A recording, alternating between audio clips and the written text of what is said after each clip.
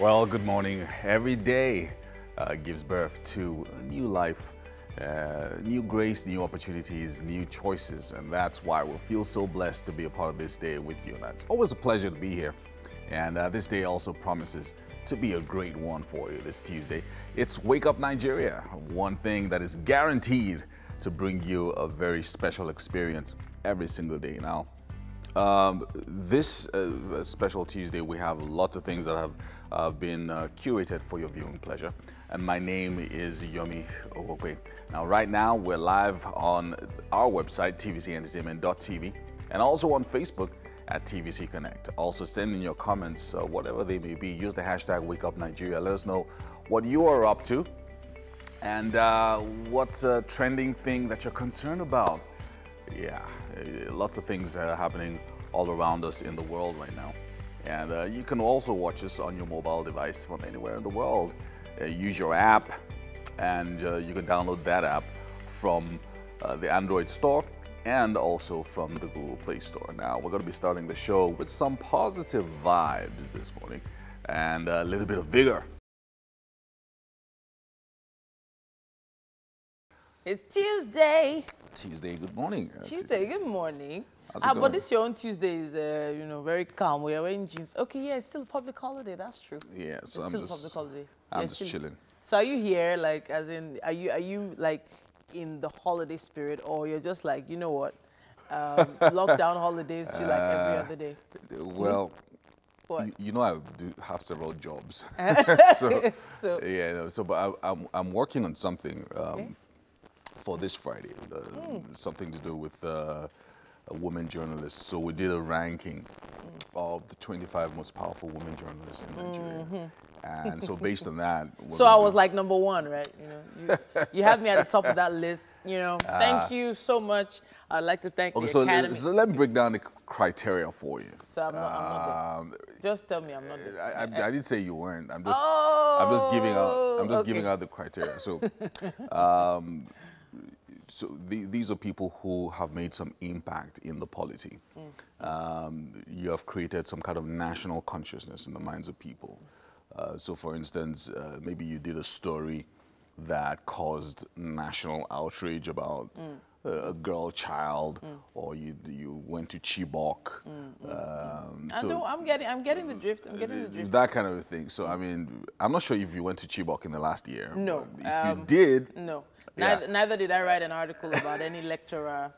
You get so that kind of thing. Those kinds of people. Then that's one category. Then there's another category that just people that wield a lot of influence in the media space. So they might not necessarily be journalists, but they have such an overriding influence that they're hard to ignore. You can't just ignore them. You can't just be talking about some people and then she's like the elephant in the room type of thing. So so there are quite a few key, especially female figures that have been overlooked over the years, and I think what you're doing is amazing, giving them a little bit more than just spotlight, but actually appreciating them for what they've been able to achieve. What they've been able to do. I know that a lot of people, I mean, we'll probably talk about this a little more on Friday. When a woman does something, because she's the first, she gets a lot of flack for different things, or it's because she's sleeping with somebody, or she did somebody's this. uncle's niece or something. People just never feel like a young lady just did it by herself. Do you get? So that's why it's very tough, especially in Africa and in Nigeria, for a woman to just build a house by herself. Like, why can a bachelorette just build a 6-bedroom mansion? Like, where did she get the money? So that's the kind of thinking that we have in Nigeria. But that's changing as well. So thankfully, it is changing. Maybe one of these days, my story will eventually get out there. It's been a journey for me in this industry that you would not believe the things I've heard, things that I've tried to achieve and was pulled back for. There are some people that just say no, just because you're a woman, and they give excuses. I don't think you can handle it, and I'm still in a safe space, because there's still a lot of things I want to do, but because of those things, I know in the back of my mind sometimes I feel like I'm being held back. Yeah, it's like that. A lot of women are not able to reach their full potential. They say don't live by yourself so that the man you want to marry will not be intimidated. I'm like, I don't understand. Well, shouldn't the man you want to marry feel blessed that you own your own house? you're getting like, some serious female fans. Everything you're saying, just like, I think look, we need to pause on this. I'm just saying. That's why Mike Mexicano and I are friends, because he's looking for an independent woman. Everybody's like, no, you should be able to take care of it. Anyway, I think that's just for another day. But yeah. I think it's about time for us to take the news. Who's taking the news this morning? Well, you want to take it? You take it. All right. Now we're starting with experts who are warning of fragile healthcare systems in many African countries, and that this can be a big problem if disaster struck an internally displaced persons camp in Borno State, killing 2 persons. More than 1,600 households also had their shelters destroyed by the inferno, which raged through the clustered IDP camp and was fueled by a windstorm. Governor Babagana Zulum has visited the camp located in Muna Garage area of Maiduguri to ascertain the level of destruction. In the first quarter of this year alone, several IDP camps in Ngazai, Ngala, Mafa, and Monguno local governments were gutted by fire as a result of the cluster settlement of the people. Chairperson of the State Emergency Management Agency, Yabawa Kolo, confirmed the incident and added that properties worth thousands of naira were destroyed. Basic thing is to ensure that lives have been saved. We've tried out of 1,613 households, looking at the nature of the pattern, the nature of the construction and nature of the setting. We are able to save all those lives. We only lost household items and other belongings. Now, experts warn that fragile healthcare systems in many African countries could be overwhelmed in the face of a COVID-19 outbreak. The coronavirus pandemic has now reached every nation in Africa. As of Monday, the confirmed death toll on the continent stood at about 3,359. Also, according to the African Centers for Disease Control and Prevention, there are at least 111,348 confirmed infections and 44,630 recoveries. In the meantime, those who are waiting for the confirmation of hydroxychloroquine for the treatment of the coronavirus may have to wait a longer time ahead, as the World Health Organization has suspended testing the malaria drug on patients due to safety concerns. WHO's Director General Tedros Ghebreyesus says the other arms of the trial, a major international initiative to hold clinical tests of potential treatments for the virus, were continuing. WHO says the decision to suspend trials of hydroxychloroquine had been taken out of an abundance of caution. Operatives of the Nigeria Security and Civil Defense Corps in Ondo State have arrested a man, Femi Onifade, for sexually defiling his 2 daughters. The suspect, welder, is said to have carried out the act at number 27 Liberty Hospital Road, Oluwatuyi, Akure. Ayodeji Baradeo reports. Wonders, they say, shall never end. This phrase aptly describes the act by Femi Onifade, the man who has been married for 11 years, had carnal knowledge of his 2 daughters. Parading the suspects at the NSCDC headquarters in Akure, spokesman of the command said the man was arrested based on intelligence gathered by officers and men of the Anti-Human Trafficking and Illegal Migration Unit. The arrest was made easy through the support of DG of Akure, Obalade Toyinbo Ogunlade Alade Lucy. 48 years, residing at number 27 Liberty Hospital, Oluwatuyi in Akure. He defiled his 2 daughters. So the Anti-Human Trafficking and Illegal Migration Unit of the command swung into action. And along the line, the young man ran to the palace. While being interrogated, the suspect denied the allegation.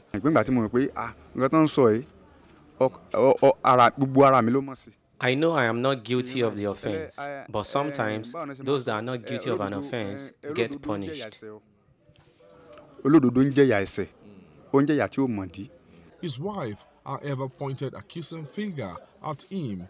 She said their neighbors responded after hearing the wailing of the children throughout the night. I asked her what her daddy did to her, and she replied that her daddy defiled her and threatened to beat her up if she told anyone.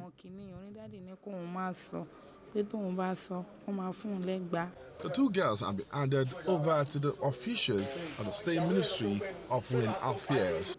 The Ondo State Command of the Nigeria Security and Civil Defense Corps says it will get to the root of the matter by charging the father of the two daughters to court. Ayodeji Moradeyo, TVC News, Akure. Now to Imo State, where the police have arrested 82-year-old Theophilus Okere, a retired Director General of Imo State Broadcasting Corporation, for allegedly killing his wife, Mrs. Bernice Okere, in Emeriewe, a community of Ngo Okpala local government area of Imo State. Confirming the incident, Public Relations Officer, Imo State Police Command, Orlando Ikioku, said the preliminary investigations revealed that after killing his wife, the 82-year-old ran away until he was arrested by the officers of the command after a tip-off. According to reports, Mrs. Bernice Okere, who was in her 70s, was taken to an undisclosed hospital by indigenes of the community after the incident, but she gave up the ghost in the hospital due to loss of blood. But the Imo State Commissioner of Police, Isaac Akimwede, said investigation is still ongoing to ascertain the reason the man committed this crime, adding that the culprit will be charged to court soon. Well, on that note, we'll wrap up the news update for this hour. We're going to be bringing you sports after this break. Yeah. Hi, how you doing? Wow. Okay, so we're trying to find the newspaper headlines because we cannot see any yet. None of the newspapers have arrived. Yeah, okay. So I have Vanguard newspaper here now. And the top stories start with Nigeria's cases of COVID-19 rises to 8,068 as 229 new cases confirmed. That's the first story that pops up. It also says here 60,000 volunteers to work as social distancing monitors in Italy. That's really interesting.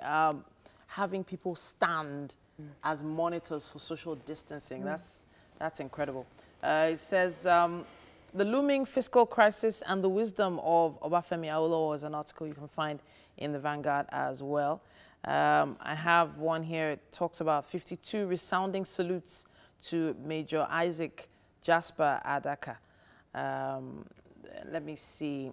I think I mentioned this one yesterday, how a teenage girl faked her own death to avoid financial pressure from a mother. Autonomy for state legislature, judiciary, lawyers, CSOs split over Buhari's executive order.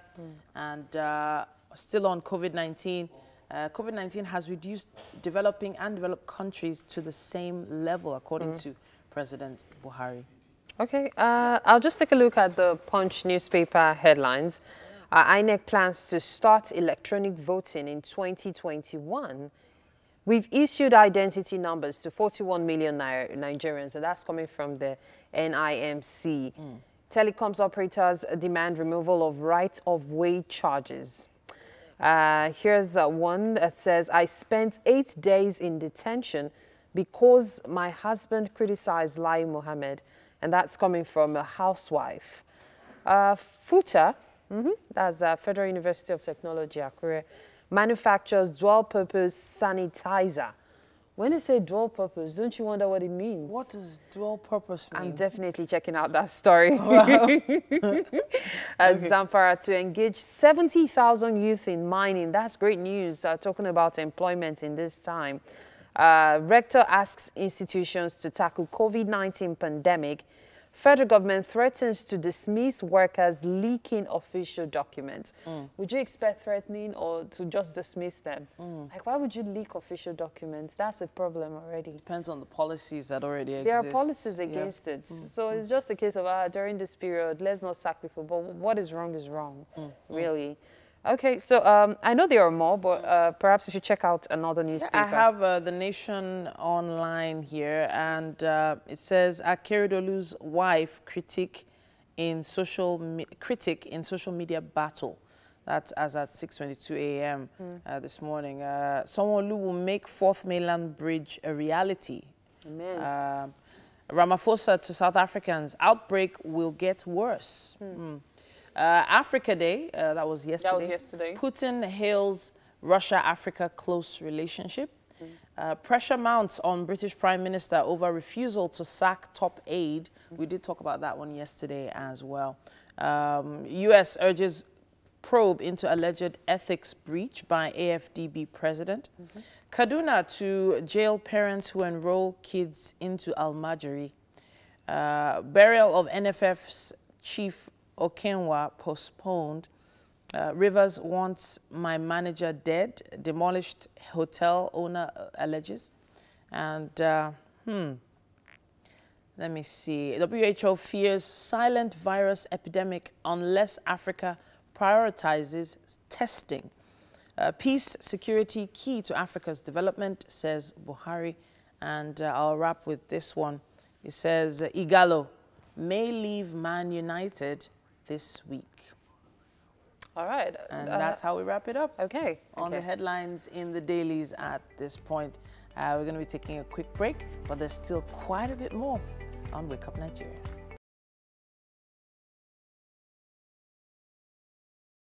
Hey guys. Hi. How's it going? Some banana bread going on there. Yeah. Everybody's talking food here. So everybody's for a minute, hungry. it was like, okay, Maybe what's it's fasting. happening? What? As you can see. Really? What? Is it because I'm not coming to grab? In fact, maybe that's what I need to do. I'm just trying to slice some banana bread. So for those that tuned in yesterday, they probably heard me say proof that I did say I was going to make be another one for baking. yourself. Really? Did you just take your missed toast? Yes, I you're did. looking for trouble. No. I won't be there. No, Yomi won't mind. Yomi would never mind. If it was, okay, let me just have this. So what you do? What do you do with the banana bread? Yeah, so I did banana and oats bread. Banana and oats. Yeah, banana and oats. So those are everyday things you have around the house. Yeah. So you throw in some sugar, eggs. Plenty of sugar. Nobody ever tells you the truth about banana bread. Wow. Yeah. It takes a lot of sugar. I put in a cup of sugar, a whole cup, with the actual measuring cup. Oh, okay, not those little white cups. Yeah. Okay. So a cup of sugar, 4 eggs, then I tossed in some oats. So it's cool to toss in the oats at that point so that it can soften. So are these blended oats or just regular? Normal oats that you buy in the supermarket. Regular size oats, aren't they large? Yeah, but you just blend it down. Okay, so you blend it. Blend it to like you blend it down, yeah. And then so you mix everything together and then blend the bananas. So that's the key part. So the bananas have to be the right amount of is it the ripeness, I guess. Okay. Yeah. Okay. It can't be too ripe and it can't be. Yeah, but it should be like ripe, but so like close a perfect to consistency. Exactly. Close to getting so if you find those bananas, man, it's just But if you get the wrong kind of banana, it tastes like mosa. So did you blend or squash? No, I actually blended it. Okay, so blended. I have a blender that I bought from Mary. That one that you press at the top. Okay. Mary sells everything. Yeah. So you blended that? Yeah. So nobody is tasting my banana bread. Are you afraid? Are you afraid? Really? I'm trying to get through the toast. Okay. So just taste it. It's cold now because it was in the fridge. Okay. So you're busy eating That's what I'm saying. Now. I need to get through my toast first. Really? So, I mean, anyhow, so tell them how good it tastes. Well, I made it because my mom's birthday was yesterday. And I was like, nope, I'm not giving any baker my money this month. Nope. I'm doing it myself. And all the bakers that wanted to give you a birthday gift this year just said, you know what, we're done. She didn't want one. She didn't want one. And the truth is, birthday cakes are always cool when you can distribute it. Yeah. But in the end, you end up just eating it in the house and it enters the fridge. Birthday cakes are actually cooler when you don't have to give them out. Especially if they're chocolate and red velvet. Oh, gosh. I need my clothes to still fit. We don't know when we'll get This is good, though. new outfits. It's good, After COVID, maybe. So after mixing, put it in the pan. Yeah, in the baking pan, preheated oven. Oh, I forgot the melted butter. So I melted butter down. Is there milk in this thing? No, no milk. No milk in it. No, I didn't put any milk. But you can put milk in. It's like it'll add like a vanilla-ish flavor to it. I wish I had so many things. So I wish I had vanilla flavoring. Okay, so let's move from food before people think we're all about food this week. We actually do usually have a kitchen segment anyway. Yeah. So. Yeah, but we are not having the kitchen segment today. I didn't have food coloring. If I had the yellow food coloring, it would look more appealing. Exactly. Right. That appealing look. But it's that was why your meal was giving it side eye. You like it? Yeah. Impressed? I like it. For real? Yeah. You know, Korea wife material. Wow. Your meal just gave Titi the highest praise ever. Like, I was sweating waiting I'm like, for that babe, verdict. calm down. Like, take a deep breath. we don't want but it's always better warm, though. But it's cold right now. But yeah, no, I like it better when it's cold anyway. It's pretty good. Oh, so, speaking of things that are baking. What? Cynthia Morgan. Oh, okay. Let me tell you why I'm following the story. So let me tell you why I'm following the story. I don't know why this is funny. Okay. So I'm following the story because it has to do with business of music and contracts. And I remember about 20 years ago, I was an artist manager. Yeah. Like LD The Dawn, Tribe Records, and all of that. So now, when he starts telling you, it's been around. It's been around. Oh, yeah, let's go. So when you sign a contract, right, the contract is binding. Because, you know, LD put out a statement yesterday about this. When you sign a contract, the contract is binding. You might be an unknown artist off the street, right? So I went to Agege and I saw a rapper on the street. I said, okay, sign here. The best thing if you're an artist, especially if you're upcoming or whatever it is, if somebody gives you a contract and says, for the next 5 years, I own you, try and look for a lawyer to read it for you. Because you might be excited that, oh, Don Jazzy has just signed me up, or Olamide or whatever. And then you put your pen to paper, and then after 2 years, when you're really famous and you're getting tours all around the world, you want to then jump out of the contract. And then expect everything. You get, and then you're not thinking about all the investments that have been made in you from the beginning.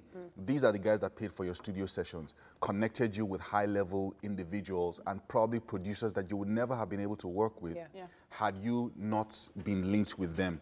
So if you had gone to those producers by yourself, maybe they would have billed you 500K per track.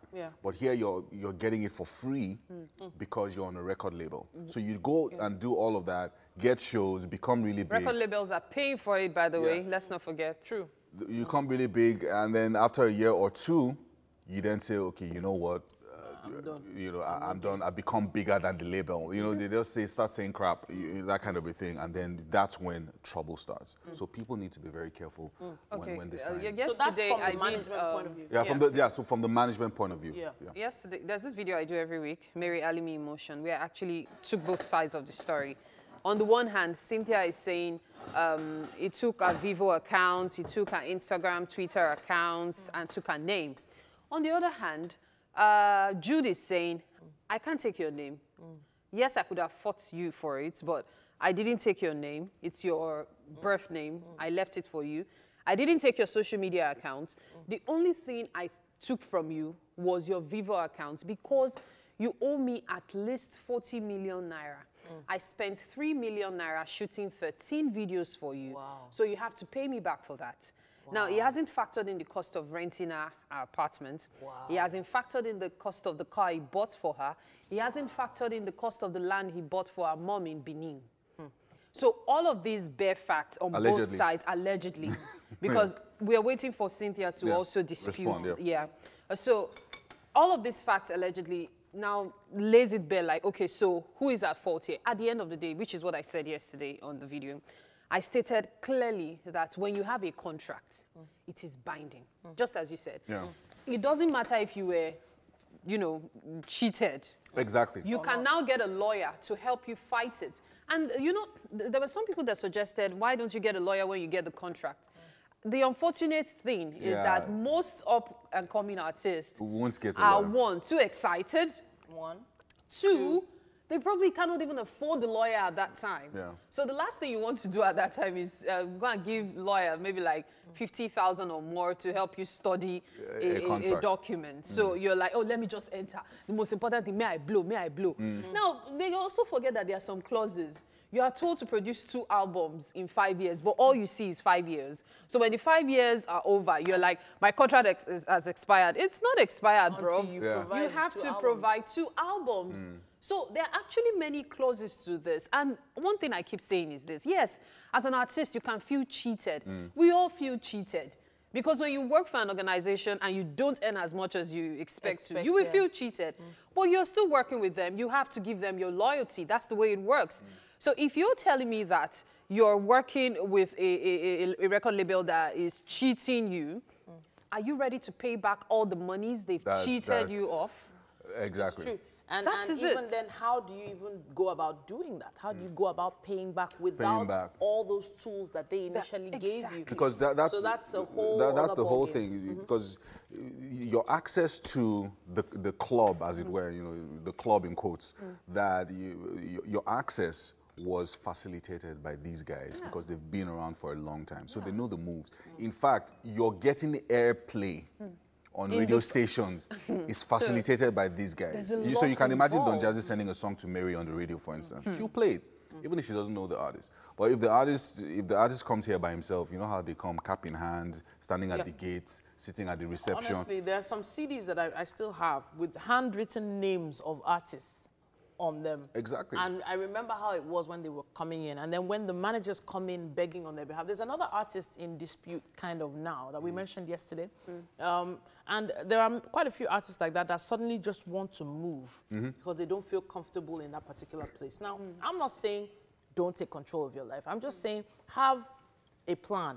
So for instance, if she has some other label ready to take on all those responsibilities, by all means, hop, skip, and jump. Because it's just like a club, football club. You have to pay the previous club. Exactly.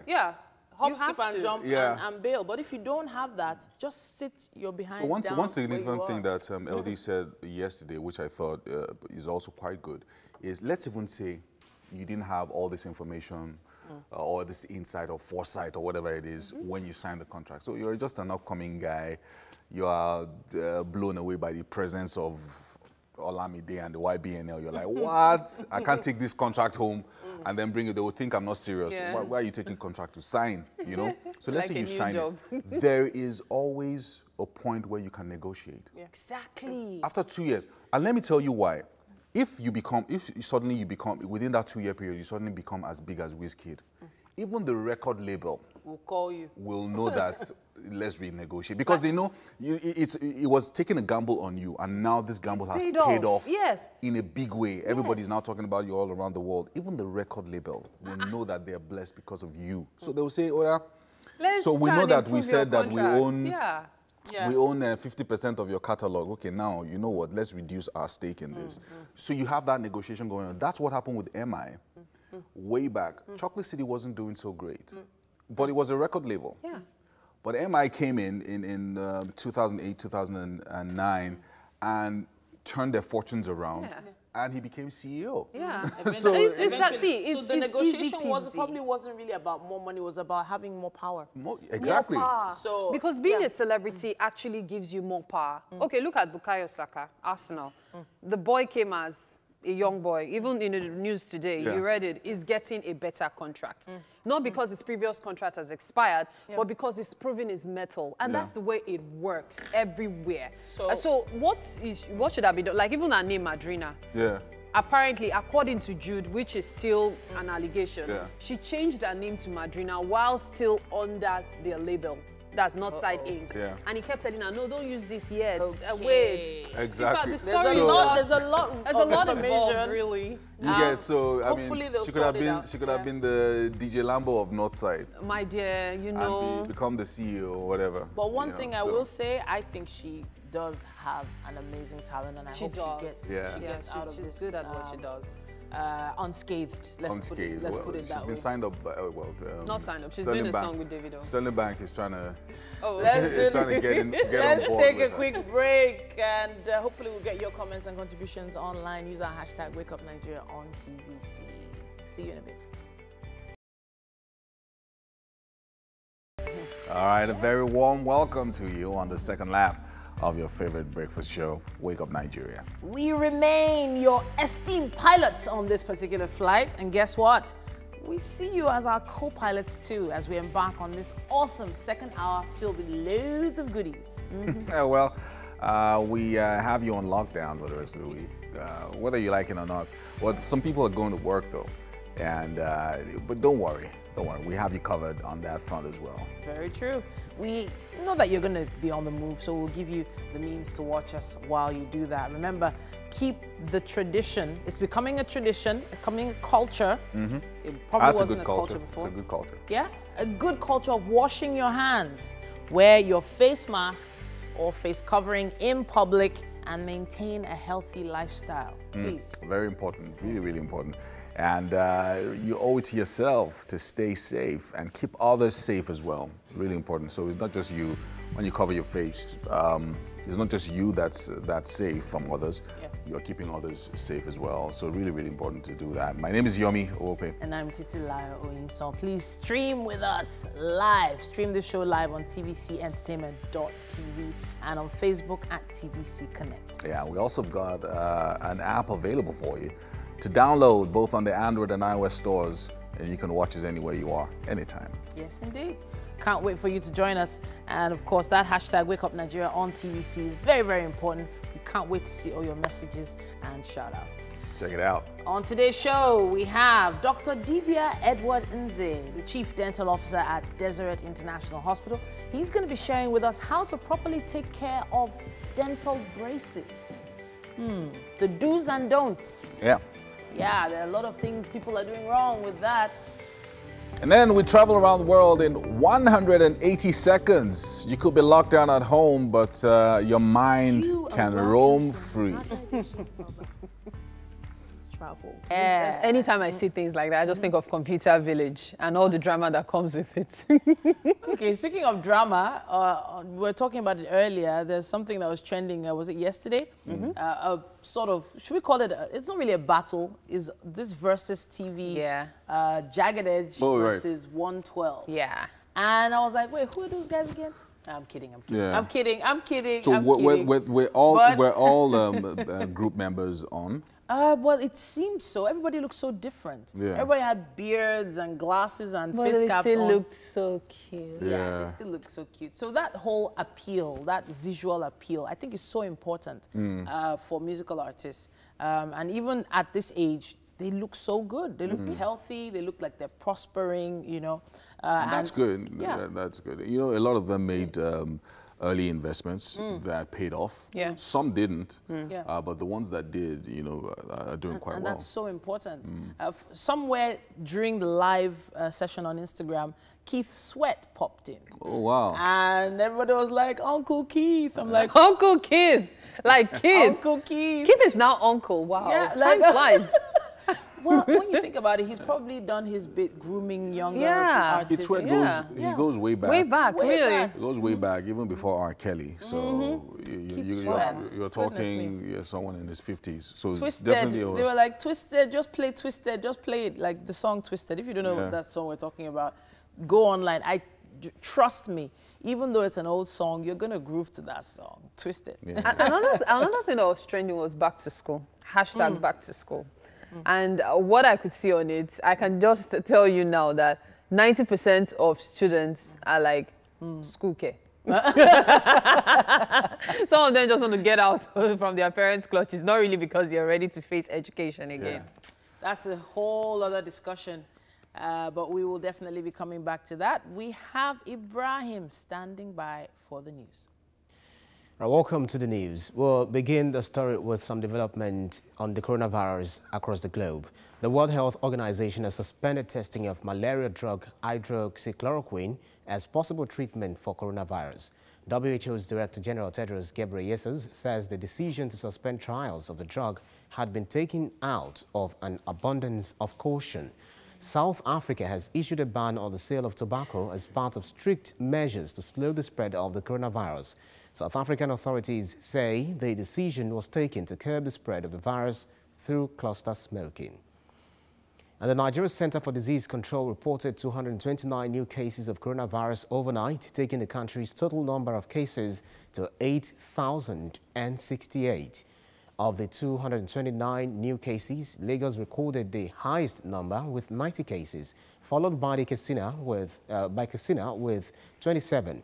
Imo has 26, Kano 23, Abuja has 14, Plateau has 12, Ogun 9, Delta 7, Borno and Rivers 5 cases each. Oyo has 4, Gombe with 3, Osun 2, while Anambra and Bayelsa have 1 case each. So far, 2,311 patients have been discharged, while the country has recorded 233 deaths. With the coronavirus pandemic comes the threat to food security. In fact, according to the World Food Programme, it could double the number of people suffering acute hunger, pushing it to more than 250 million by the end of 2020. The coronavirus pandemic is now impacting global food systems, disrupting agricultural value chains and posing risks to household food security. And another set of Nigerians stranded abroad have been evacuated. This time, 69 citizens were moved from Lebanon with the support of the Lebanese government and the Lebanese community in Nigeria. The Minister of Foreign Affairs, Jeffrey Onyema, who made the announcement, revealed that those evacuated include 50 trafficked Nigerian girls and 19 other persons in that country. The federal government, as part of its efforts to evacuate Nigerians who are stranded abroad due to the Covid-19 pandemic, have evacuated no fewer than 900 citizens so far. In Imo State, where the police have arrested 82-year-old Theophilus Okere, a retired Director General of Imo State Broadcasting Corporation, for allegedly killing his wife, Mrs. Beatrice Okere, in Imerwewe community in the Ngo-Okpala local government area of Imo State. Confirming the incident, Public Relations Officer, Imo State Police Command, Orlando Ikeoku, said that preliminary investigations revealed that after killing his wife, the 82-year-old ran away until he was arrested by the officers of the command after a tip-off. According to reports, Mrs. Beatrice Okere, who was in her 70s, was taken to an undisclosed hospital by indigenes or the natives of the community after the incident, but gave up the ghost in the hospital due to loss of blood. But the Imo State Commissioner of Police, Isaac Akimoyede, said investigation is ongoing to ascertain the reason the man committed the crime, adding that the culprit will be charged to court soon. Yesterday was African Unity Day, also known as Africa Day. It is marked annually on the 25th of May to celebrate African unity. It also commemorates the founding of the Organization of African Unity on this day in 1963 by leaders from 30 of the then 32 independent African states, signing a founding charter in Addis Ababa, Ethiopia. Despite the name change to the African Union, both the name and date of Africa Day have been retained. It's a statutory public holiday in several countries such as the Gambia, Mali, Namibia, Zambia, and Zimbabwe. Meanwhile, President Muhammad Buhari has called for peace on the continent. He stated this in a message to mark this year's Africa Day commemorated by the AU Commission together with the WHO. The president says Africa has given the world a new hope by choosing the theme, silencing the guns, in the context of the Covid-19 for this year's Africa Day. But he also stressed the need for African leaders, citizens, regional economic groups, civil society, organizations and the private sector to ensure the success of silencing the guns on the continent. The president says, quote, peace, security, unity and harmony are prerequisites for development in Africa, end quote. It's time for a second look of sorts at the newspaper headlines. Today is Tuesday, the 26th of May. The month is quickly coming to an end. Let's look at The Guardian, shall we? I'm starting with The Guardian, yes. And it says how cost-poor services mar virtual schools, courts, others. Experts seek power sector reforms to boost operations. Nigeria needs about 40 million digital devices post-COVID-19. Why virtual sitting cannot apply in all court cases. And the story starts there on the cover and wraps up on page 6. Investors torn between debt, forex market, as Naira weakens. GDP grows by 1.87% in Q1 2020, says the NBS. And it also says it's the lowest in the last 6 quarters, analysts lament. Moving to the bottom there, it says INEC wants government to declare election essential service. 2 killed in Lagos gang war. Police arrest fleeing 82-year-old man who stabbed wife to death in Imo. Federal government evacuates 69 Nigerians from Lebanon as 187 Canadians leave Lagos. That's what we have on the cover of The Guardian. We've got this day here with the headline, 28 governorship aspirants jostle to unseat Akeredolu Obaseki. Wow, 28 aspirants. INEC releases guidelines, adopts online operations. And over here, WHO suspends clinical trial of hydroxychloroquine over safety concerns. 229 new COVID-19 cases increased Nigeria's tally to 8,068. Here at Senate, NDDC bicker over alleged inflation of Commission's budget.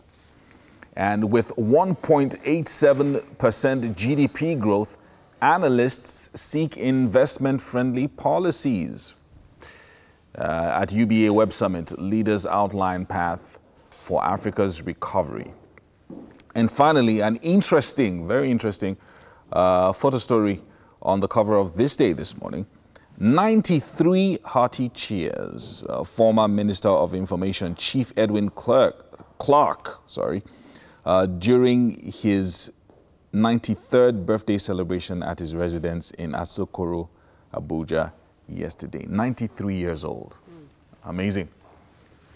And that's This Day newspaper. That's This Day, yes. We have The Nation newspaper up next, and it says WHO suspends COVID-19 chloroquine treatment trial. More people dying from use of drug. What to eat by agency. Nauth says no need for staff isolation. Experts to federal government alternative medicine way to go. Edo records 7th death in 191 cases. It also says here, Delta shuts fruit markets down. Mazari under pressure on lockdown. INEC okays e-voting from 2021. No face mask, no voting in Edo Ondo polls. Taking a look at the global cases of COVID-19 here, you can probably see it says here 5,559,169 cases globally have been recorded, and so far 348,410 deaths. In Nigeria, it says here so far 8,068 cases have been recorded, with 233 deaths also recorded. That's what we have on the cover of The Nation. All right, let's check out the Vanguard, shall we? Edo governorship, Oshomole Obaseki's men in fresh tussle over primaries. APC headquarters has adopted direct primaries. Wambai, national vice chairman. And Wambai can't speak for Edo APC, says Ojezua. Wambai's right. Back and forth there. And PDP's doors open to Obaseki, others say Ogidi. An executive order, withhold legislature, judiciary cash, lose your allocations, federal government warns governors. And Lagos may reopen schools if, find out what the commissioner says by picking up a copy of the Vanguard. And up here, Adeshina, U.S. call to probe plot to destabilize AFDB, says bank's ethics committee. And how to rescue Nigeria from deep recession, says business leaders, and divided on federal government's optimism for mild recession. Economic growth slows to 1.87% in Q1 2020. And also, we have the same photo story that was on the cover of this day. E.K. Clark clocks 93 years. That's it on the Vanguard. I have the Punch newspaper with me now as well, and it says federal government screening 19 Nigerian firms for COVID-19 drugs production. Ministry asked companies to submit samples to NAFDAC. Coronavirus has spread to 16 of our 20 local governments, says Ogun. And at the top of the page there, we've issued identity numbers to 41 million Nigerians, says NIMSI. INEC plans to start electronic voting in 2021. Federal government evacuates 69 stranded, trafficked Nigerians from Lebanon, and 10 power plants idle. Generation sinks to 2,627 megawatts. Moving to the bottom there, in the photo story, you can see Abuja Magic Land there, and also the Johnson Jakonde Tinubu Park in Lagos, deserted by fun seekers during yesterday's Eid celebration. That's on Monday. Usually during this celebration, those places would be packed full of fun seekers. Then I'll wrap with this one. It says, cult kingpin, another killed during Lagos supremacy clash. And that's what we have on the cover of the Punch. All right, we've got the Nigerian Tribune here. INEC releases 10 COVID-19 rules for next elections. How Edo, Ondo, Goba elections, other by-elections will be affected. Malls e-voting for subsequent elections, and to hold online pre-election preparation activities. So it looks like politics is beginning to take center stage as we get closer to these two elections in Edo and Ondo State. And why Nigeria is at risk of infectious diseases outbreaks. Ihekweazu of NCEDC says. And police arrest 4 cemetery workers in possession of 5 human skulls. Wow. How children are returning to schools in Cote d'Ivoire. And Obaseki welcoming PDP, says zonal vice chairman, sending a strong message to APC in that state. And Nigeria's GDP grew by 1.8% in Q1 2020. And finally, parents who enroll children in Almajiri system risk jail. That's a good one. And that's by Governor Nasir El-Rufai of Kaduna State. And that's it on the cover of the Tribune. All right, and that's all we have time for with the papers for this morning. Welcome back. Now, many people around the world, frequently in need of dental advice and guide. And Dr. Dibia, of course, Nze, is the Chief Dental Officer of Deseret International Hospital. And he's going to be sharing with us how to properly take care of your dental braces. Many people always say dental braces are for the rich, but sometimes we have situations where it's possible that a child might need dental braces, and you might need some help in that particular area. So this is a good topic to look at this morning.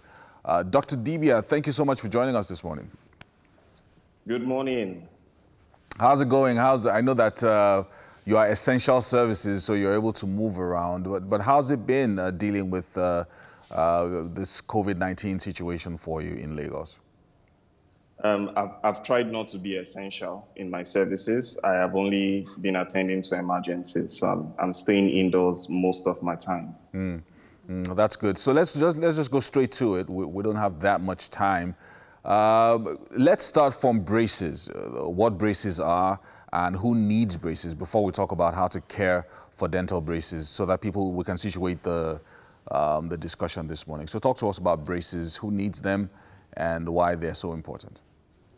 Yes, so a lot of people do not know what braces are. They just know they are things that people put on their teeth. Braces are orthodontic dental appliances that are fixed to the tooth to make tooth movements. So for people who have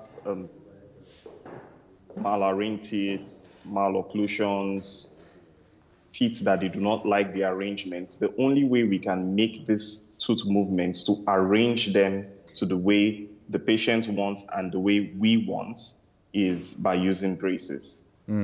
So are there any conditions that make, are there any specific conditions that make a parent choose to have braces for their child, especially like in a critical case, even if they're not so well off as people think? Yes, so the first indication we want to look at is functionality. Are you able to speak right? Are you able to chew right with your teeth the way it is? For some individuals, the positioning of their teeth does not allow them to talk right. They also cannot chew right. So they want to use braces to correct that functionality. Another indication is aesthetics. For some people, they are not able to smile because they feel their teeth is not in the best position. So they also want to use braces. So top on the list is functionality and aesthetics. That's why so many people come to do braces. All right, so finally, before we talk about care, why are braces prohibitively expensive? You know, anytime somebody talks about braces, even especially for children or young people that definitely look like they need braces, it just looks like most people are not able to afford them. Is there something that can be done in this area? Unfortunately, there is not much that can be done in this area. Braces are expensive all over the world because of the materials that are used to make the braces appliances. It's quite expensive. Another thing that makes it expensive is the length of time that you have to wear those braces. So an average braces treatment is about 18 to 24 months. So imagine having to wear an appliance on your teeth for that length of time. You always run the risk of having them fall off, having them break, and then you have to replace them intermittently. So throughout that span of 24 months, a lot of money will be spent on your braces. Wow. All right, so let's go to caring for braces. So I've approached the hospital, I've met with the dentist, they've recommended me to wear braces or whatever. So what then happens after? So take us through the process first of you fixing the braces, diagnosing whatever condition it is, and then taking care of it. Okay, so the first step we do is we do a clinical assessment. After we have done that clinical assessment, we take radiographs. Now, these radiographs show us your skeletal positioning, and we can use that as a baseline, because we want to have the position at start and then the position at the finish of the braces treatment. Now, one thing we need to always remember is the only time your braces can function is when they are on your teeth. So for caring for the braces, we tell you, make sure that the braces appliance stays on your teeth. Anything that is going to knock your braces off, definitely your braces will not be working at that point. So for care of the braces, we are looking at things like what you eat, how you talk, the things you put in your mouth. All of those things come together to help care for your braces. Now, because your braces is like an external object put on the teeth, cleaning is sometimes difficult.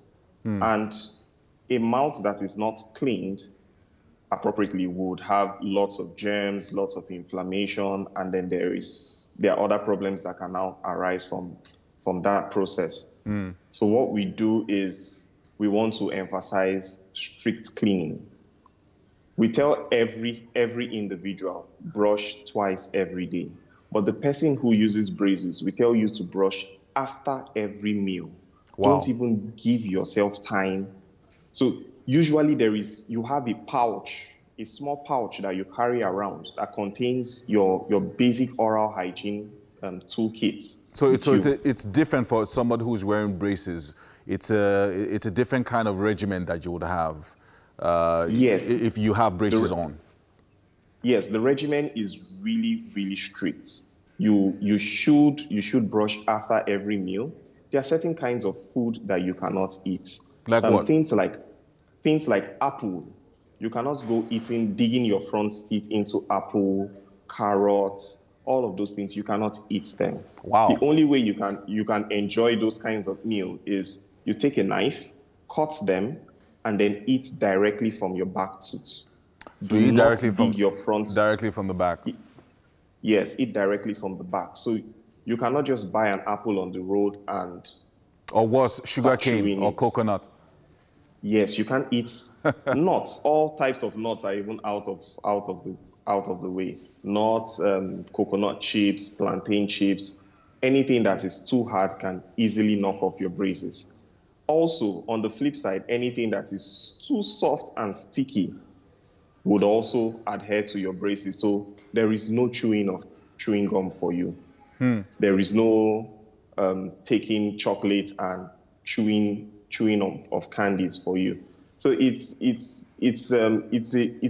strict process. It's a very strict process. So you basically carry this pouch around that has your little toothbrush in it, so like a travel pouch that lets you move around. Yes, it's like a travel pouch. And so if you're maybe at the office, you can then go to the bathroom and quickly brush your teeth after the meal. Yes, and quickly brush. Wow.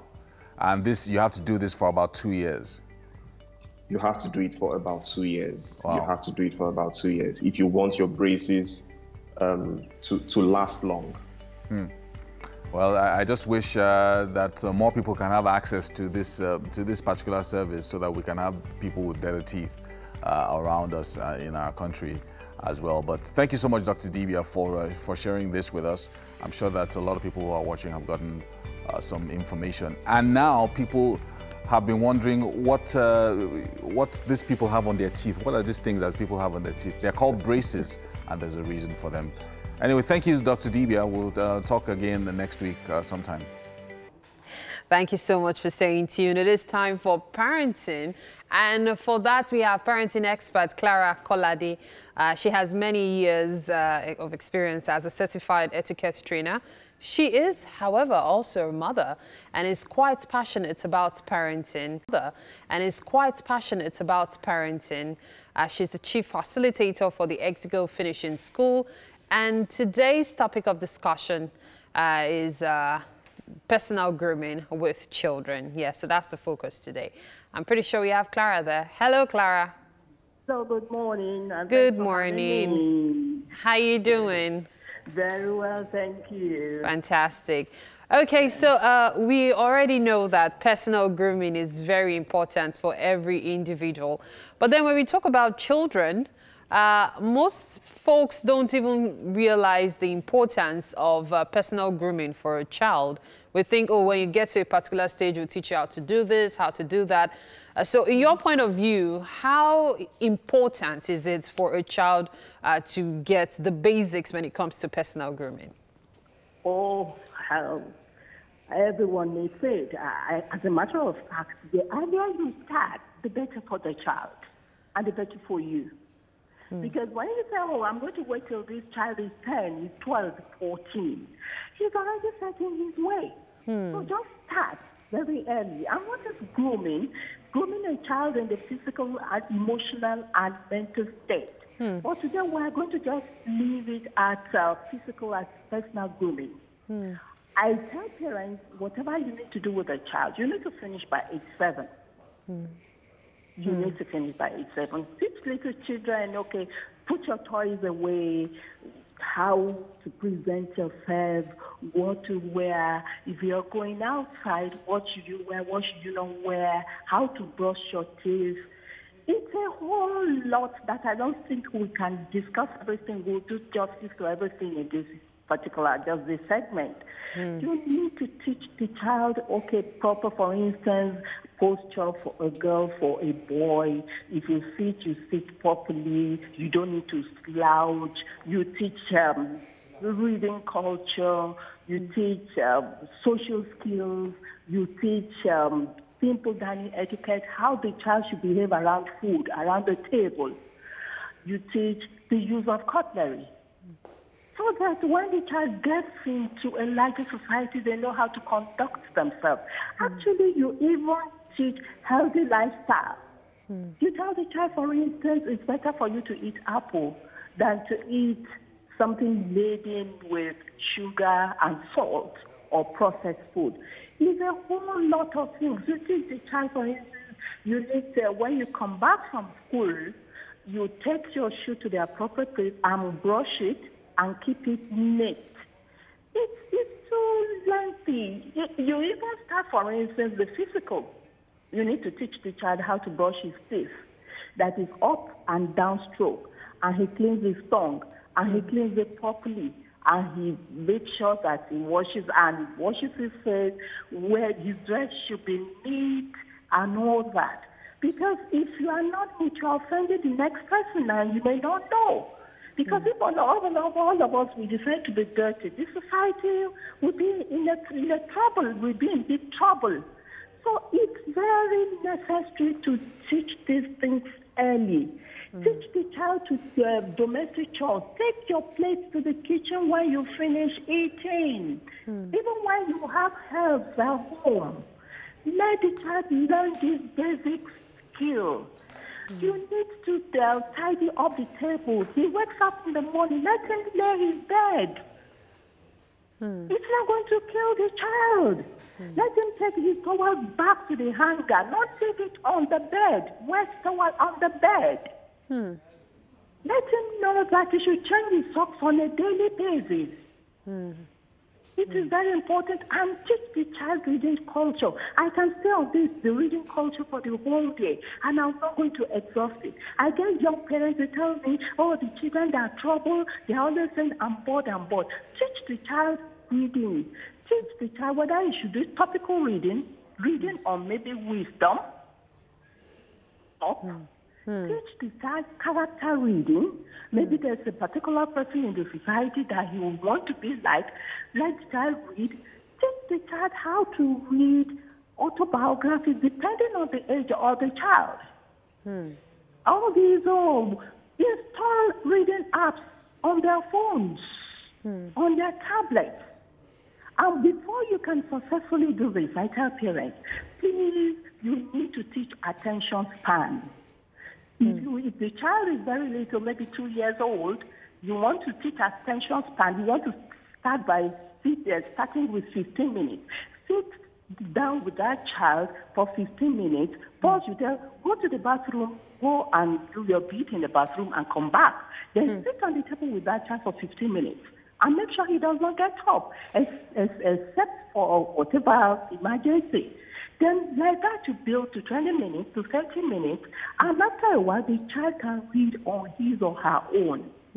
It will reduce this idea, we are bored, I'm bored, that you hear. I hear parents will just take the child, go and do your numbers. They're in the bedroom, telling the child, a 2-year-old, go to the sitting room and do your numbers. The child won't do it. It is very important. The reading thing, it stimulates the mental ability of the child. The child is able to get into the world of the author, and a whole lot of benefits the child derives from that. Set expectations and boundaries. Tell the child, look, we're together. If you scatter your things, your toys on the table and all that, delayed gratification. You are not going to go with us to tasty fried chicken on Friday when we're going. Basically, it's important to start teaching the children personal grooming as early as possible, as soon as the child can be responsive to instructions. However, we know some children usually take personal responsibility from a very early age. They want to tidy up their rooms, yet there are some who don't. Now, would we also say that parents have a role to play in that, especially if, for example, you're the kind of parent who says, make sure you put your laundry in the laundry basket, but when you come back from work, you just throw your, your clothes maybe on a chair or on the bed. So would you say parents are also responsible enough to teach by example, so to speak? Maybe that could be of help. Absolutely. You know what happens half of the time is that children learn from what you do other than what you say. 70% of the time. So you have to walk the talk. It's not just to say, I tell parents that your parent does not mean you're perfect. Accept your imperfection. Parenting is not saying that you are perfect in your parenting journey. It's that you're going to make mistakes. You're going to agree to these mistakes, and you're going to make corrections. Oh, well. You can't come from work and you're a father, you carry your jacket, you just throw it, your socks in some place, your shoes in some place, your wife is literally picking things after you. After you. And so in that case, your children feel, well, mommy can pick up after us. Well, Clara, it's been very enlightening. I must thank you very much for your time. Thank you so much. Thank you for having me. Thank you. It's our pleasure. Please stay safe, all right? I will, and you too. Thank you. Bye. And bye. And you know, that brings us to the end of the second hour on Wake Up Nigeria. We'll still have 45 minutes left to go. Stay with us. You know, I'm actually going through Joy Tongo's... Okay, so if you've been following the Cynthia Morgan story, Yomi started this morning. Our manager, initial manager was Joy Tongo. So there's this statement, like 4 screenshots long statement. Okay. As in, when I'm saying screenshot, I mean tightly tabbed. Yeah. I'm going to share with you guys. So maybe sometime during the week you can. You want to give us a summary, the crux of it? Well, you know, those kind of things you can't summarize. Okay. It's very detailed from when she met her to when she tried to help her and things that happened. It's quite long. So my question is, all this information, does it really have to be on social media, you know? It was brought on social media because the video and, you know, during the conversation, Cynthia actually did say that she has dirt on Judokwe, which she decided to keep because she feels it's unnecessary to share. So it's more of, you know, the parties involved trying to fire back, like, so. That's the thing. Social media is like an unofficial courtroom these days. Exactly. But you still need a lawyer in that courtroom. You do. People don't realize the real judgment takes place offline, not online. Not online. So it's time to take your business offline. Usually it's the wise thing to do. Yeah. At this point, we need to take the news update, and Ibrahim is standing by. Well, welcome to the news again. We'll start with some developments on the coronavirus across the globe. The World Health Organization has suspended testing of malaria drug hydroxychloroquine as possible treatment of coronavirus. WHO's Director General Tedros Ghebreyesus says the decision to suspend trials of drug had been taken out of an abundance of caution. South Africa has issued a ban on the sale of tobacco as part of strict measures to slow the spread of the virus. South African authorities say the decision was taken to curb spread of the virus through cluster smoking. And the Nigeria Center for Disease Control reported 229 new cases of coronavirus overnight, taking the country's total number of cases to 8,068. Of the 229 new cases, Lagos recorded the highest number with 90 cases, followed by Katsina with 27. Imo has 26, Kano 23, Abuja 14, Plateau 12, Ogun 9, Delta 7, Borno and Rivers 5 cases each, Oyo has 4, Gombe 3, Osun 2, while Anambra and Bayelsa have 1 case each. So far, 2,311 patients have been discharged, while the country has recorded 233 deaths. With the coronavirus pandemic comes the threat to food security. In fact, according to the World Food Programme, it could double the number of people suffering acute hunger, pushing it to more than 250 million by the end of 2020. The coronavirus pandemic is now impacting global food systems, disrupting agricultural value chains and posing risks to household food security. Another set of 69 Nigerians stranded abroad have been evacuated. This time, they were moved from Lebanon with the support of the Lebanese government and the Lebanese community in Nigeria. The Minister of Foreign Affairs, Jeffrey Onyema, revealed that those evacuated include 50 trafficked Nigerian girls and 19 other persons in that country. No fewer than 900 Nigerians who are stranded abroad due to the COVID-19 pandemic have been evacuated so far. Police have arrested 82-year-old man Theophilus Okere, retired Director General of Imo State Broadcasting Corporation, for allegedly killing his wife, Mrs. Beatrice Okere, in Imerianwe community in the Ngokpala local government area of Imo State. Public Relations Officer, Imo State Police Command, Orlando Ikeoko, said the preliminary investigations revealed that after killing his wife, the 82-year-old ran away until he was arrested by the officers of the command after a tip-off. According to reports, Mrs. Beatrice Okere, who was in her 70s, was taken to an undisclosed hospital by natives of the community after the incident but died in the hospital due to loss of blood. Meanwhile, the Imo State Commissioner of Police, Isaac Akinmoyede, said investigation is ongoing to ascertain the reason the man committed the crime, adding that the culprit will be charged to court soon. Nigeria's gross domestic product grew by 1.87% year-on-year in real terms. The performance recorded in first quarter 2020 represents a drop of 0.23 percentage points compared to first quarter 2019 and 0.68 percentage points decline compared to the fourth quarter of 2019, reflecting the earliest effect of the disruption, particularly on the non-oil economy. Quarter-on-quarter real GDP growth was minus 14.27% compared to 5.59% recorded in the preceding quarter. The oil sector recorded a real growth rate of 5.06% year-on-year, indicating an increase of 6.51 percentage points relative to the rate recorded in the corresponding quarter of 2019. The non-oil sector grew by 1.55% in real terms during the reference quarter. And yesterday was African Unity Day, also known as Africa Day. It's marked annually on 25th of May to celebrate African unity. It commemorates the founding of the Organization of African Unity on this day in 1963 by leaders from 30 of the then 32 independent African states, signing a founding charter in Addis Ababa, Ethiopia. Despite the name change, the African Union, both the name and the date of Africa Day have been retained. It's a statutory public holiday in several countries such as the Gambia, Mali, Namibia, Zambia and Zimbabwe. Meanwhile, President Muhammad Buhari has called for peace on the continent. He stated this in a message to mark this year's Africa Day, commemorated by the AU Commission together with the WHO.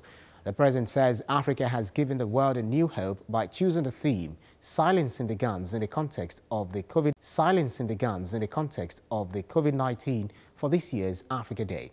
But he also stressed the need for African leaders, citizens, regional economic groups, civil society organizations and the private sector to ensure the success of silencing the guns on the continent. The president says, quote, peace, security, unity and harmony are prerequisites for development in Africa. And that does it on the update on Wake Up Nigeria. Okay, so I can't help but laugh a little. Really? Did you really say 93 point food? Wow, nice. Chef Uncle V is a really interesting character, very creative, and his food always tastes really good. But speaking of food, we have a nutritionist in the building, Ifeanyiwa Omesiete, a certified nutritionist who creates and introduces innovative recipes to improve on a child's diet. Now, she also consults at various hospitals for children of all ages, where she treats medical and dietary ailments. Now, she's here with us via Skype. Yes, you could see her there just a second ago. We're talking about creating a better relationship with food. Good morning. Good morning. Good morning. I'm just struggling a bit to hear you this morning. Oh, I'm so sorry. Should I speak up? Should I speak up a bit? Yes, please. Okay. Yes, please. Good morning. So now, when it comes to creating a relationship with food, what exactly do you mean? Everybody eats. We have to eat. We don't have a choice. So which one is relationship with food again? Okay, so I feel like when we relate food, we only think about it in the concept of when we taste it. A lot of us forget the importance of what it does. And in that line, it's just like someone who's going to school. If you don't learn to appreciate the learning process, you struggle throughout the entire process. You see it as a chore, you see it as a task that you must complete. If you don't complete it, you get into trouble. So eventually, moving on in life, your relationship with either studying or going to school or learning in general is very distant, because you spend so much time irritated by the thought of it, or just thinking of it as something that you must do.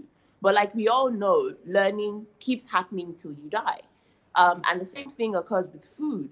We eat till you can't eat anymore, you know, there's either no life to continue eating or something like that. So it's the same concept.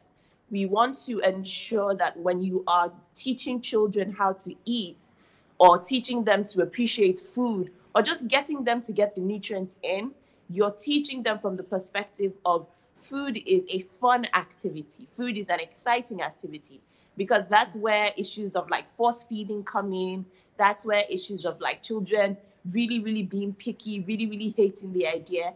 And then you end up finding adults today that just can't, they only eat because they have to eat. They probably skip meals, probably have eating disorders, only eat when they're upset. So you have people who are comfort eating as opposed to just eating because that's the expected thing to do because it's providing nutrients for them.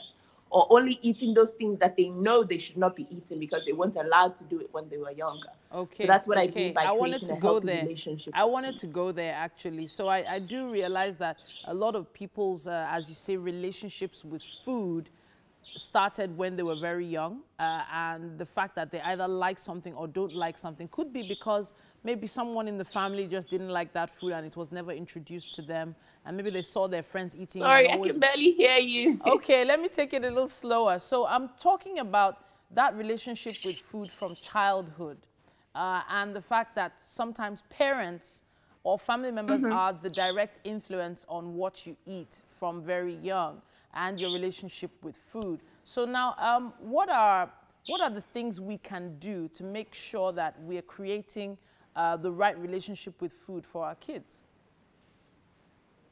Okay, so first things first, you have to make eating fun.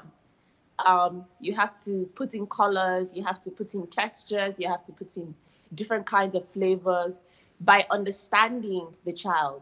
One of the things that I encourage people, especially on social media and on my page, I always tell them that you should make feeding about the nutrients and not necessarily about what you are trying to achieve for the child. So for example, you notice that your child likes everything that's in puree form has to be really, really smooth. And then you're complaining about the fact that they refuse to eat adult food. So like whole food, like whole rice and all that. And, you know, I always try to get people to understand that you're causing a disconnect. That child has no interest whatsoever at this point in their life in what you regard as whole. For them, whole is that pureed, mashed condition. So if you're trying to get them to eat rice, put it in the condition that they want, and you will get them to eat it. The bottom line is that you appreciate the phase that the child. The bottom line is that you appreciate the phase that the child is in, and then as they progress, you can then slowly begin to change the textures to what you like, because that's the thing with children. They don't stay the same for too long. And that's why you hear sayings like, oh, enjoy it now, because you never know when they're going to grow up and things like that, because they don't stay the same for too long. Okay. But when you're constantly struggling in a particular place, you realize that all you actually need to do is either change position or shift the mindset or shift the trajectory to what the child prefers, so that there's a better relationship with what you're trying to achieve with food. All right, so that's now I just want, this is the last thing. I feel like a lot of parents have created a relationship with snacks and sweets better than they've created with food. As quickly as possible, how can we remedy that? How can they what? As quickly as possible, how can we remedy that? How can we change that? Okay, so snack is just a concept. We've agreed that snacks are simple, quick, and easy things, but not regarded as a meal. Here's what I say to that. Make your snacks your meals. No one ever said that eating a donut had to be just a regular donut. Again, it's all about the ingredients and what goes into it. So changing up the ingredients to be more filling, much healthier, more nutritious. So if it means changing the flour, if it means changing, you know, the ingredients, using maybe fruits to make up the jam in the donut instead of just regular sugar. You know, things like that, switching them up. Meat pies can be made out of things like millet flour, can be made out of sorghum flour, can be made out of oats flour. It's just all about switching up the ingredients so that the meals are more nutritious and more filling. So your snack becomes a meal. Okay. And I provide more recipes and more things like that on Instagram and on my page, The Kid Nutritionist. Yes, and you're at The Kid Nutritionist on Instagram, if I remember correctly. Thank you so much, Ifeanyiwa, for sharing with us. It's always an interesting time talking to you. It's been a pleasure. Yes, so we need to start creating healthier relationships with food right from the beginning. Hopefully, we've been able to help you have some food for thought. We're going to be heading for a quick break and be back with more. Thank you for staying tuned. We have yet another guest with us via Skype again. Yeah. And this time it's Taiwo Adeyemi. He is a young, talented actor with a spirit of excellence, poise, and craftsmanship. He acts in both Yoruba and English movies and in a wide array of works with multiple nominations and awards to his name. It's such a pleasure to have you here, well, via Skype. Have you via Skype. Same here. How are you doing today, Taiwo? I'm very well, thank you. And you? Very well, thank you. So everybody has their lockdown chronicles. Yes, sir. What has the lockdown been like for you? Tell us. It's been hell, you know, because I'm not used to staying in a place for this long. I mean, look at how fat I am. I've been eating the old food in the house. Yes, I'm like very fat now, like very, very fat.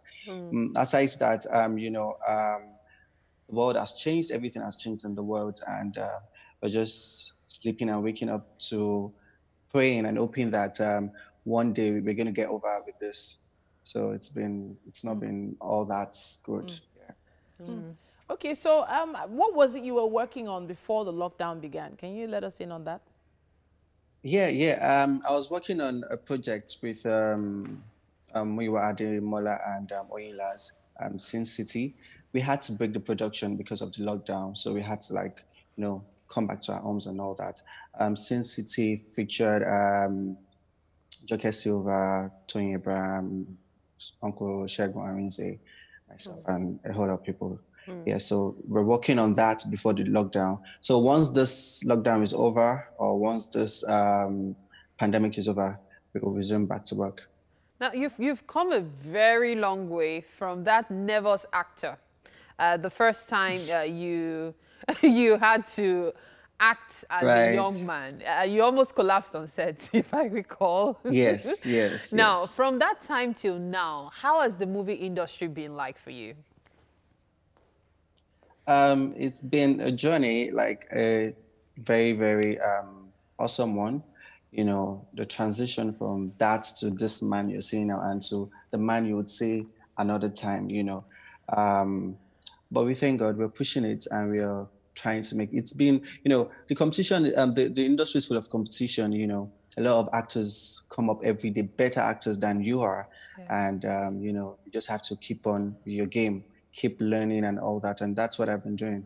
Was it a difficult decision for you to switch from working as an online rental agency guy to focusing on movies? Was it difficult for you, considering the fact that one was already giving you a regular income and this was still a bit uncertain? Yeah.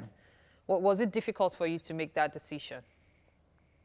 It wasn't actually difficult. It wasn't difficult. You know, that time I was coming from a very, very far distance. Every morning to that rental agency was just crazy for me. Every day, like I used to wake up 4 a.m. to get to work by 7:30, you know, so it was really, really crazy. So I just said, you know what, let me just quit. And if this doesn't work for me, I'll just look for something else to do. So it wasn't that difficult. I'm wondering, what do you believe makes you different?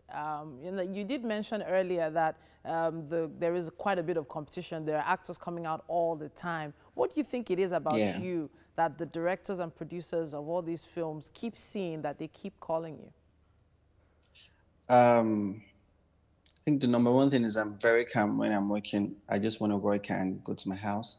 And, you know, then the way I interpret roles, and I'm not saying I'm the best or anything, but I mean, you know, I just interpret the way I should interpret. I try to like research on some characters that I have not played before, rather. So I try to take my time to research and all that to make it work. So I guess it's my dedication, and sometimes my looks are okay. You know, let's bring him to so, okay. So yeah. Which character would you believe has been the toughest for you to play? The boy with two lives. No, it's okay. We've changed the title to 2 hours, yeah. And it's not out yet. No, it's on Delonifera app, yeah. Then I think we should, you know, bring it out to GSTV soon. I played two what's it called? 2 lives. You know, modern life and the epic kind of guy. Character. Okay. Village boy. Yeah. So it was really difficult. Like every scene I had to get injured because the character was so arrogant, so crazy and all that. So every scene I was just getting 1 tear or so. So it was really, really crazy. It was really crazy. Okay, so your roles, as you've said, you're quite good at it. And one of the roles that really made you famous was acting that small boy thing, either secondary school boy or something young. But I know right now you've gone really far into your craft. If anyone asked you to shave those lovely looking beards of yours to go back to secondary school for a movie, would you be willing to do so again? Yeah, I did it for this movie I just talked about. I took up my beards, but I mean the pay was good, so yeah, you have to bring me money before I try to like shave off. Yeah. Okay. You're not afraid of having that stereotype attached to you that you're always that young, fine boy, you know? You're not afraid of that? Yeah, I am. I mean, but I've done some jobs that I actually play, you know, a married guy too, a young married guy. So, yeah. All right. Okay, that's not bad then. All right. So I know COVID-19 has changed a lot of things about the world. As you said, you were working on the project that you guys had to cut short just because of the lockdown and all. So looking at the rest of the year, what's your projection for the rest of the year, especially as regards the movie industry and your personal efforts? Yeah, even while at home, we have things working on. You know, I have some producers that are already like, okay, Taiwo, once this thing is over, they've sent me scripts. So once it's over, we're just gonna shoot and shoot and shoot and shoot. I mean, a lot of people can't wait to start working, to start filming. So yeah, then, you know, I've got a new management. So from there, yeah, we're gonna take it up from there.